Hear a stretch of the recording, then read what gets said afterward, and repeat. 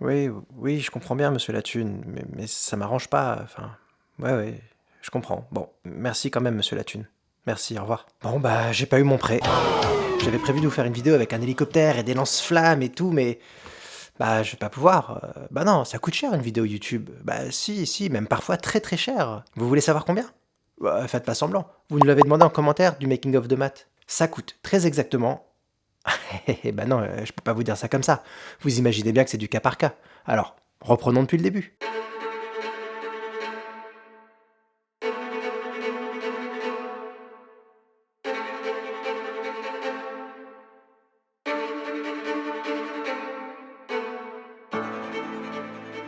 Tout d'abord, il y a deux types de vidéos YouTube. Il y a les grosses vidéos ambitieuses avec des productions comme Updated, ou les petites vidéos autoproduites, seul dans sa chambre, comme je suis en train de faire là. Commençons par celle-ci, c'est ce qu'il y a de plus rapide.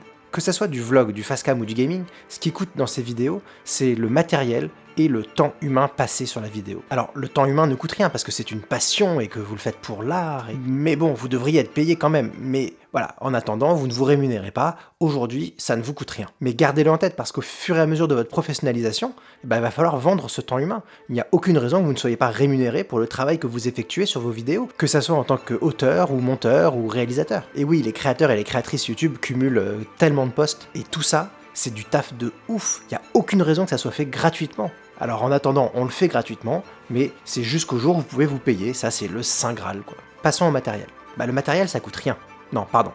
Le matériel, on n'en a pas besoin. Alors oui, c'est toujours mieux, c'est toujours plus beau, c'est toujours plus propre quand on a un matériel professionnel, mais ce n'est pas nécessaire pour se lancer, ce n'est pas nécessaire pour débuter ses vidéos. Le matériel, on investit dedans quand on veut gagner en qualité, quand on veut se professionnaliser. Mais au départ, votre téléphone fait bien l'affaire. Bon, alors, clairement, si t'as un micro, c'est mieux, hein.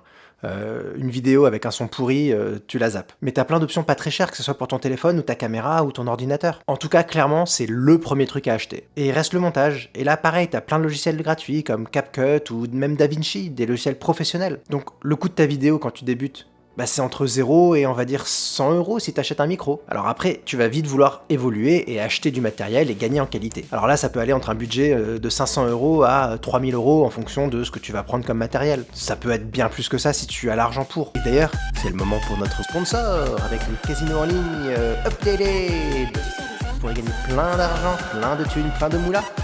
Et non, c'est faux. Une fois ton investissement fait, la fabrication de ta vidéo, le coût de fabrication de ta vidéo restera zéro. Alors, passons maintenant à l'étape supérieure. La première chose que les créateurs vont vouloir déléguer, c'est le montage. C'est une étape extrêmement chronophage. Un bon monteur expérimenté, c'est entre 400 et 500 € jour. Alors, il est courant de voir dans l'économie YouTube des monteurs à 250 € jour qui sont quand même de très bonne qualité. Et du coup, quand on propose des monteurs un peu plus cher, souvent les créateurs et les créatrices trouvent ça trop cher. Et ça se comprend, les budgets sur YouTube sont très faibles, mais la réalité c'est qu'un monteur de qualité coûte entre 400 et 500 € jour. Et tu te retrouves vite limité avec quelqu'un qui va te prendre 250 € jour en vrai. Et puis un montage, ça se fait pas en une journée. Il faut au moins 2 jours pour avoir quelque chose de fini, de qualité, avec de l'étalonnage et un mixage son. Donc on est tout de suite sur une vidéo qui va te coûter au moins 1000 €. C'est pas donné, et pas accessible à tout le monde. Et si tu fais une vidéo par semaine, bah ça va te coûter 4000 € par mois. Donc cette étape, c'est déjà pour les créateurs établis qui ont des partenariats plutôt stabilisés et qui peuvent se permettre de rémunérer quelqu'un.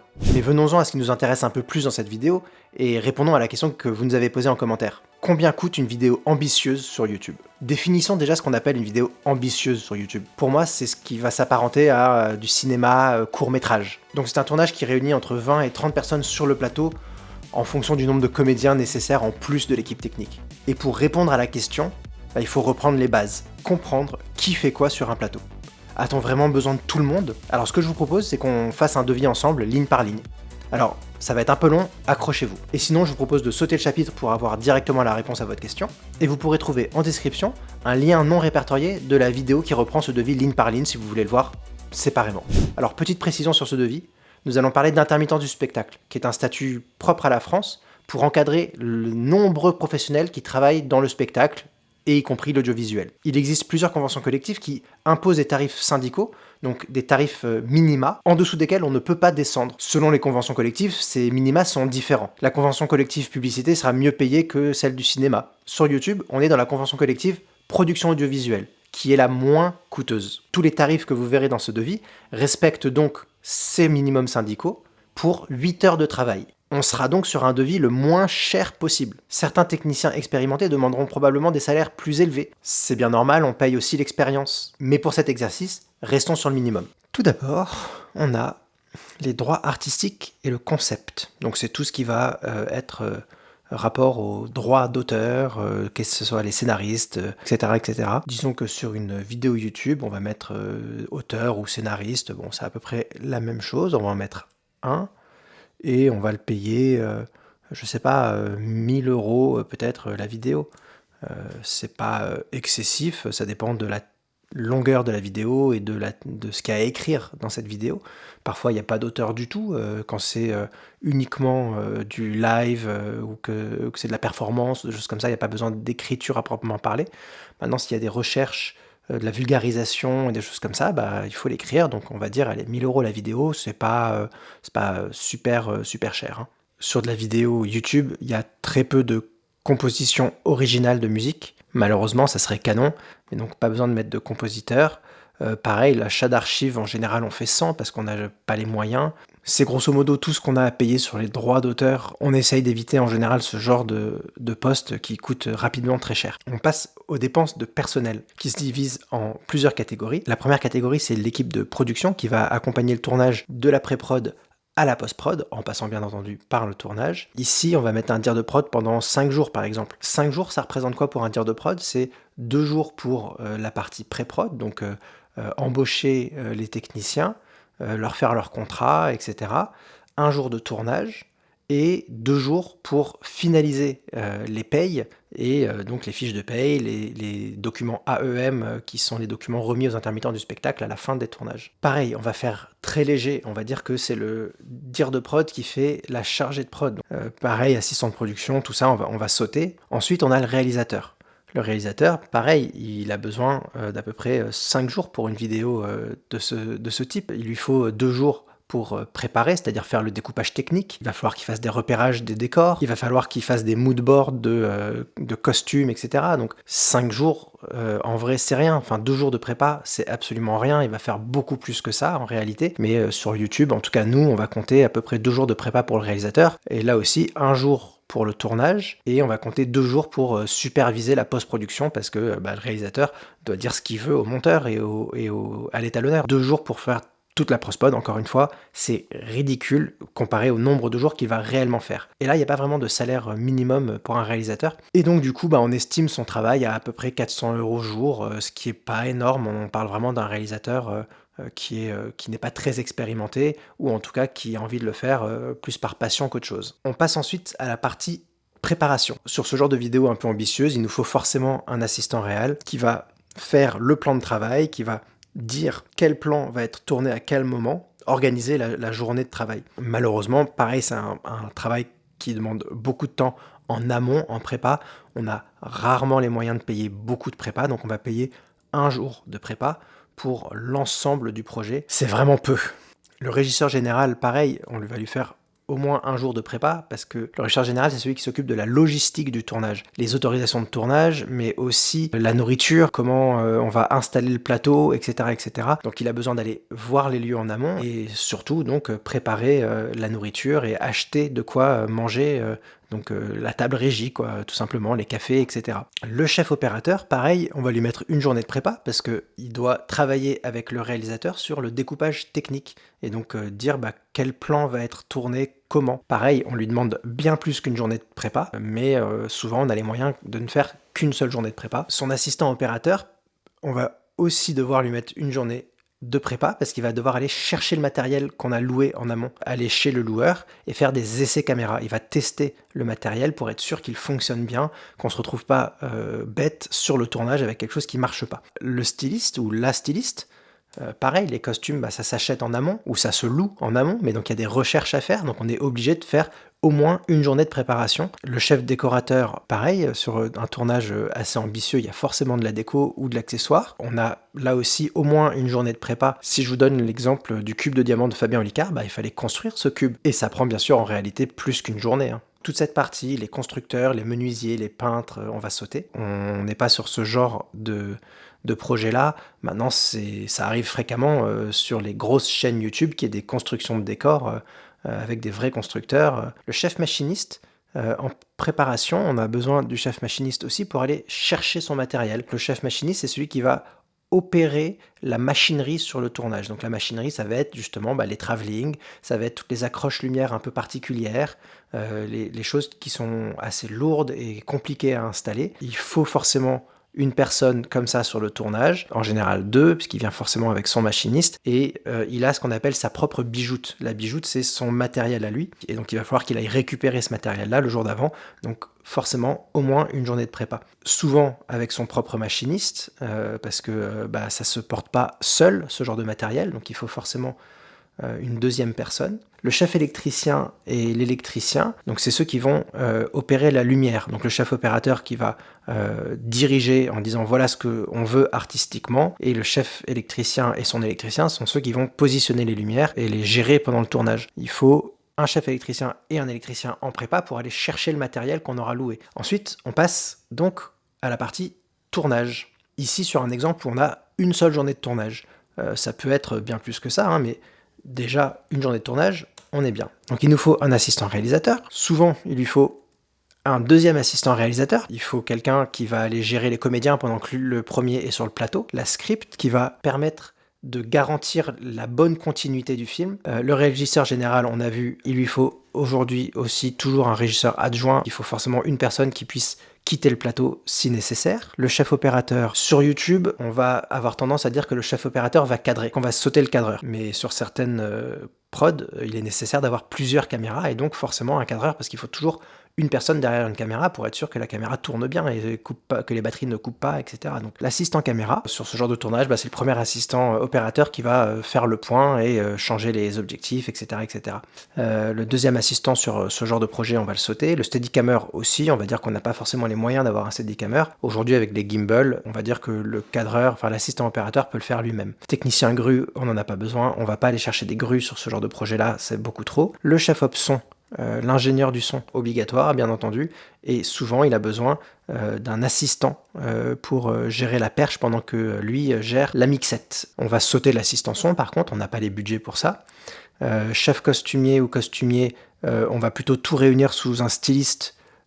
En général, une seule personne ça suffit, pas besoin d'habilleuse. Coiffeur, aujourd'hui ça va pas être nécessaire, c'est beaucoup mieux, mais en général c'est vrai qu'on demande aujourd'hui au maquilleur ou à la maquilleuse de savoir coiffer aussi, et donc il y a une seule personne qui va faire les deux. Le chef décorateur, on a vu qu'on en avait besoin d'un, souvent avec un assistant, pour porter aussi des choses un peu lourdes, etc. Peut-être petite astuce, souvent on saute le chef décorateur et on prend un accessoiriste qui est moins cher, donc on va faire ça ici. On va mettre qu'une seule personne, on va dire que c'est des petits accessoires sur cet exemple-là. L'ensemblier, on n'en a pas besoin.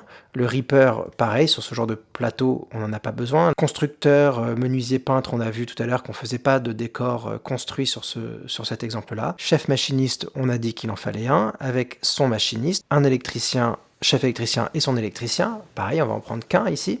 On en arrive à l'équipe finition. Il nous faut un chef monteur. Là, on est sur 260 € en cachet d'intermittent, pas en freelance. Tout à l'heure, on a parlé de 500 € au jour en tant que freelance. Là, c'est 260 € en tant qu'intermittent du spectacle. Il va lui falloir au moins 2 jours. Et 2 jours, on est très très léger. Une journée pour tout ce qui est dérush, donc trouver les bons moments dans tout ce qu'on a filmé, et un jour pour monter, et donc il reste plus beaucoup pour faire des finitions un peu sympas, quoi.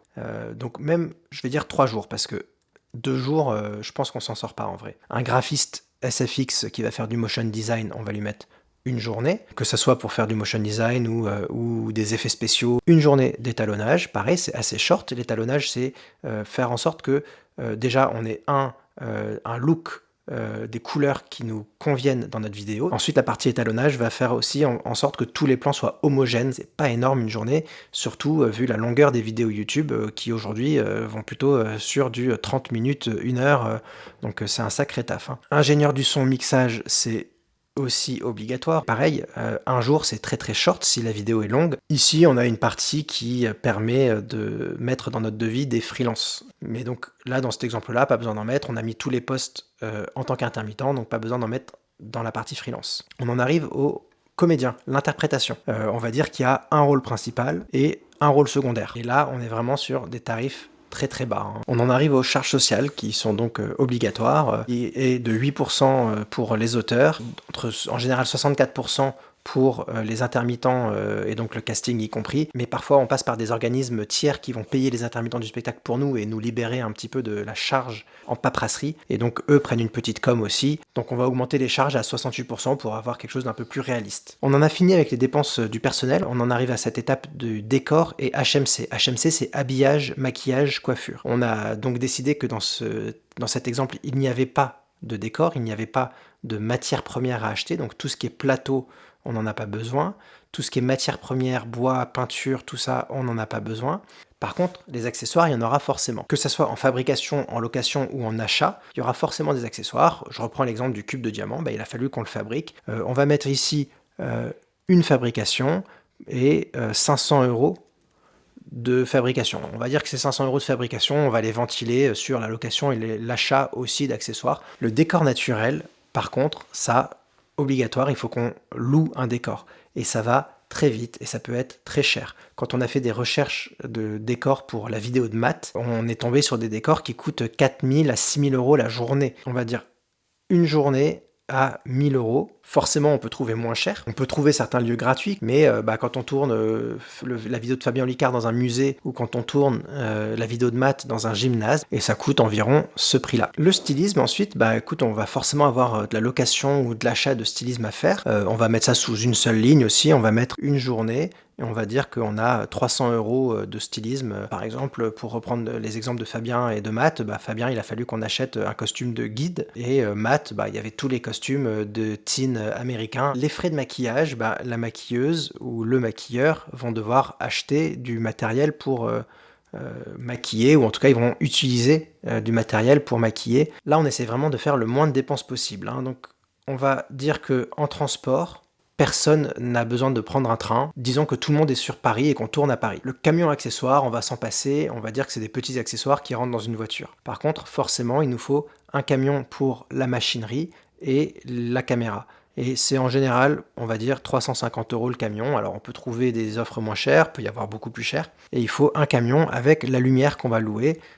C'est des lumières qui sont assez imposantes, qui ne rentrent pas dans une voiture et qui ne rentrent pas dans le même camion en général. Alors c'est possible que parfois on utilise un seul camion pour les deux, et aussi avoir 2 camions, ça permet d'aller faire les retours le lendemain. Ça divise un petit peu les tâches et ça n'oblige pas une seule personne à faire tout Paris dans 5 loueurs différents.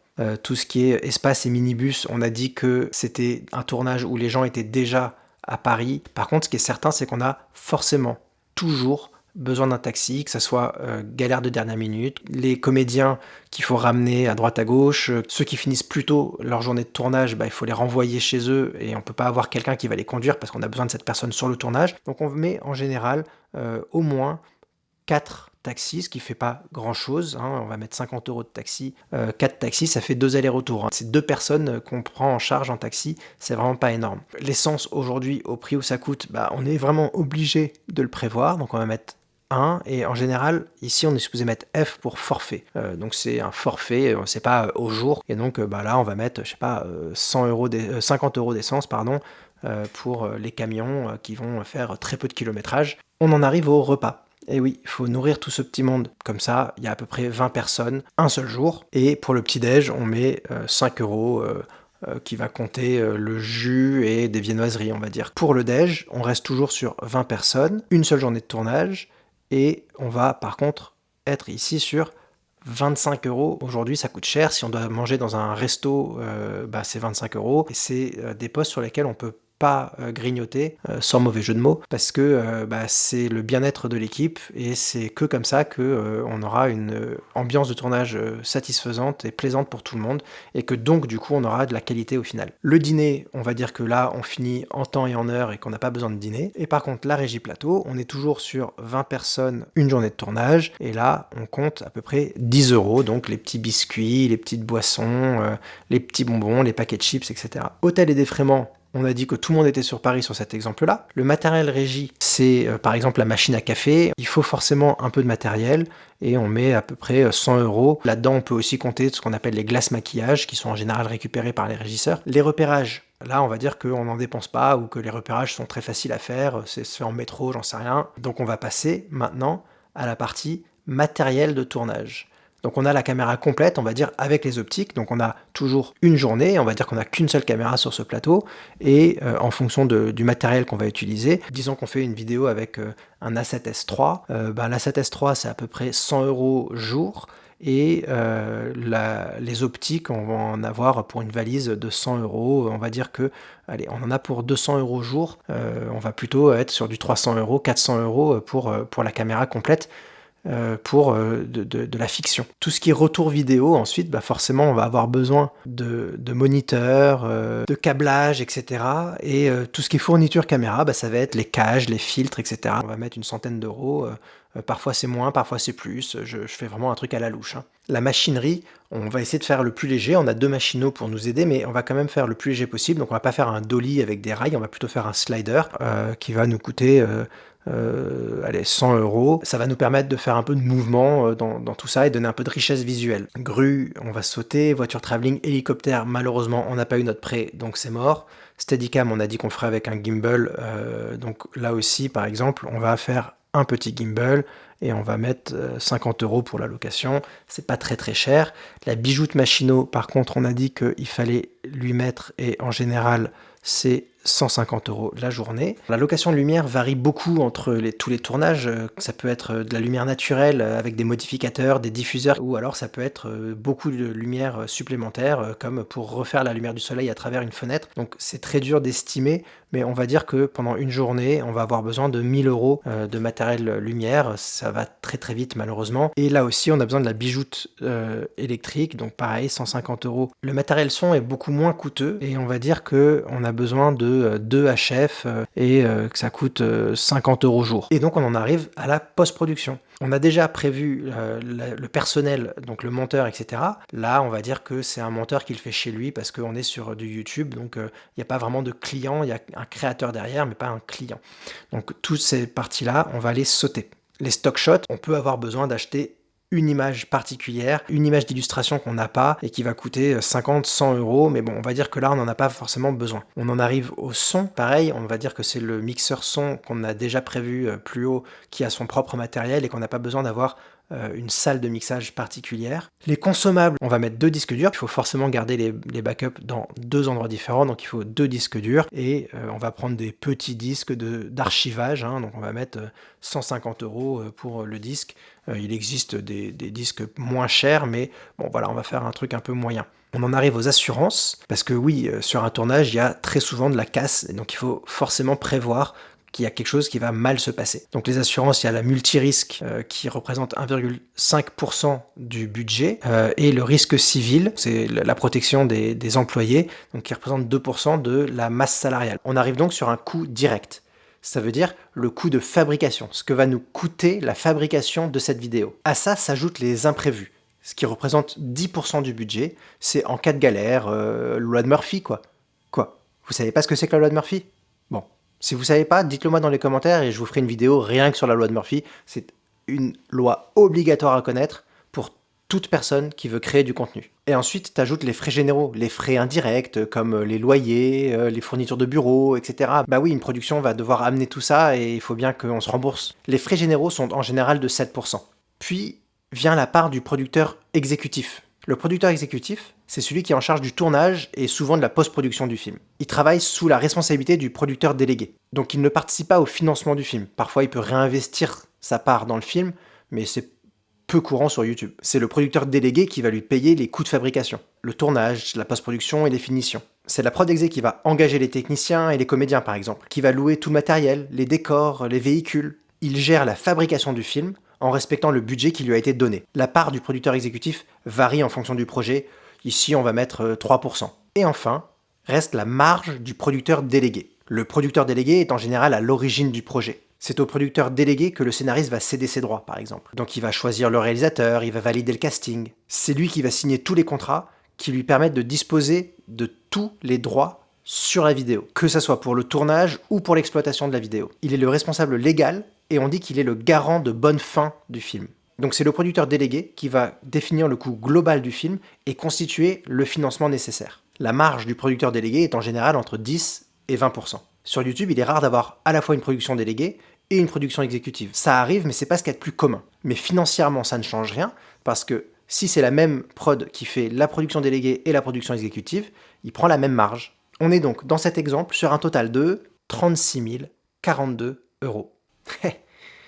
Eh ouais, ça fait cher, hein. Vous comprenez mieux pourquoi je voulais faire un prêt? Mais ça ne s'arrête pas là. Dans cet exemple, on parle d'un tournage qui dure une seule journée et sans prépa. Et donc, qui s'occupe des repérages, de trouver les décors, de trouver les costumes, de préparer le plan de travail? Et puis, selon les projets, il faut plus ou moins de comédiens ou de techniciens. Et si on a besoin de 3 décors différents qu'il faut louer à chaque fois, imaginez quand on fait un film d'époque, avec les vieux véhicules qu'il faut retrouver, refaire les devantures des magasins, ou alors un film avec des VFX hyper poussés qui vont nécessiter plus de post-production. Mais surtout, l'ère YouTube dans laquelle on se trouve, avec des MrBeast ou des Amixem qui dépensent des sommes colossales dans le concept même de la vidéo. En France, avec les Amixem et Joyka ou Michou, on n'est pas encore au stade des millions dépensés par MrBeast, mais ils font quand même des vidéos avec plus de 50 000 euros de gains pour leur communauté. Et ça va continuer à augmenter. Et le coût de fabrication des vidéos aussi, puisque plus on met d'argent dans les concepts, plus les vidéos vont devoir suivre en termes de fabrication. Regardez certaines productions de Squeezie qui se font aujourd'hui dans des hangars géants avec des décors reconstruits complètement dingues. Et on en arrive à des événements comme le GP qui vont coûter plus de 2 millions d'euros. Amixem, dans une vidéo de Charles Schiel que vous trouverez en description, parle de 100 à 200 000 euros d'entrée d'argent mensuelle pour faire tourner sa chaîne YouTube. Ça veut dire qu'on est sur un chiffre d'affaires d'au moins 2,4 millions pour faire tourner son business. Pour de la création de vidéos sur YouTube. Alors combien coûte une vidéo YouTube ? Impossible de vous répondre, ça sera toujours du cas par cas. Mais on parle en moyenne d'une journée de tournage entre 15 et 30 000 euros sans post-production. Ça te donne une idée déjà. Mais en attendant d'en arriver là, fais avec ce que tu as. Mets tout ton cœur, mets toute ta passion dans ton contenu et ça suffira. N'essaye pas de vivre de YouTube, mais vis YouTube. Crois en toi, lance-toi, transforme les contraintes en créativité. Un simple téléphone peut t'amener très loin. Alors ouais, il est kiffant de faire des vidéos aussi fat que celles qu'on a fait pour Matt.